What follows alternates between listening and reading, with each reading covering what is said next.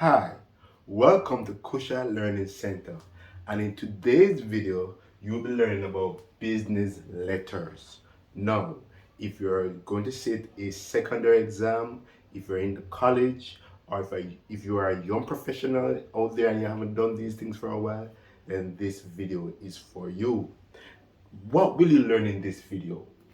You will learn what a business letter is. You will also learn the different types of business letters and, of course, the different elements that make up a business letter. Now, let's go into the first one. What is a business letter? Right? Let's keep it short. A business letter is a formal means of communicating business intentions, ideas, transactions, activities. All right, and that's very important to understand as a formal or a professional type of letter. The second thing about a business letter, or the second characteristic of a business letter, is that it is a legal document. In some jurisdictions, it's valid up to 7 years, and it is liable to be held in a court of law for its content. So you have to be careful. The information you put in the letter must be credible and should be able to stand up to scrutiny.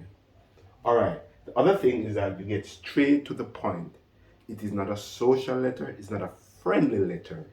It's a formal professional letter where you want to transact business and get things done. And the last point is it is usually written from one individual, like myself, to another individual or to a company or vice versa. Or it can be from a company to another company or companies to companies. All right. So that is what a business, that is the feel, characteristics of a business letter. Let's jump in the second aspect of the different types of business letters. So in this segment, I am going to just list a few here, and then I'm going to tell you how they function or what the different functions are. The first one we have is a letter of application. Of course, this is when you're applying for programs, scholarships, jobs, a post. This letter is what you write to indicate that you are interested and you are able to fit the requirements needed for that post. All right. So you're applying for this. So this one is applying for getting into, and this next one we're looking at is the resignation. This one is when you are leaving, you are resigning, you have decided to go somewhere else or do something else. And so letter of resignation is when you're leaving, whilst application is when you're going. All right. The next one is a common one is a letter of complaint. This is when persons have issues, concerns, or they're dissatisfied with something and they write a letter of complaint, while the letter of apology is most time the response to a letter of complaint. Of course, you have the letter of acknowledgement, that's one, but then the eventual letter we want to see is a letter of apology. The other common letter, business letter, is that a letter of recommendation. No, when somebody, if you're just leaving high school, you're leaving from one job to the other, you will need this letter. Now, this letter is saying that whoever is writing this letter is saying that the person I'm writing, or the product I'm writing about, or the institution I'm writing about is credible. And I assign my details, my signature to say, yes, I can vouch for the credibility of the person, institution, or thing. And the next one is a letter of inquiry.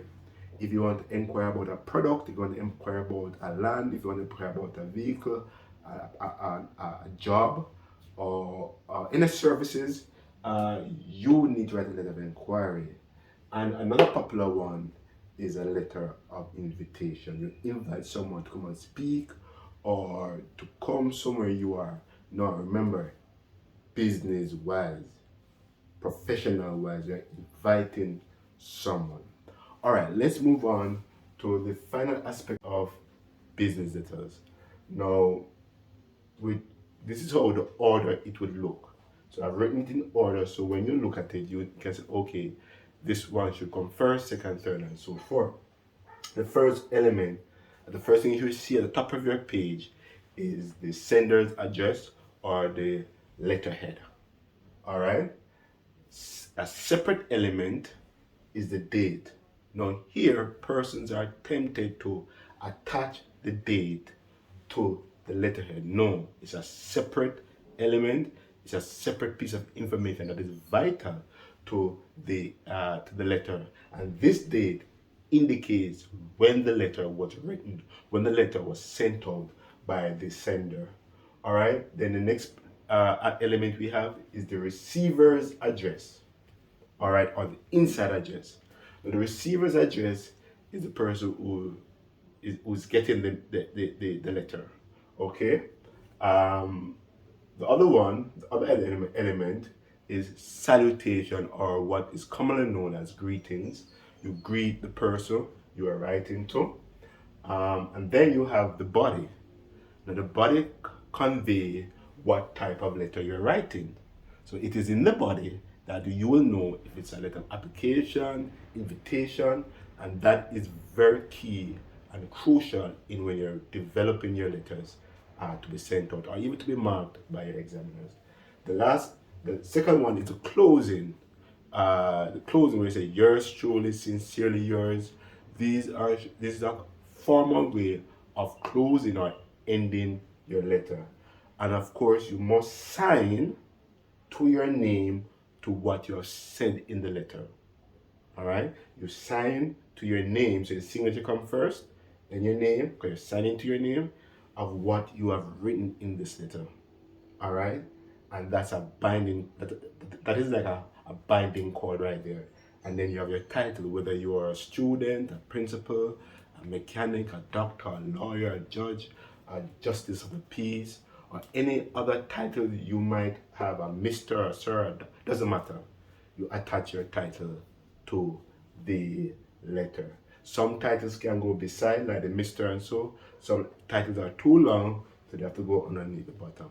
All right? So I hope this video was helpful for you.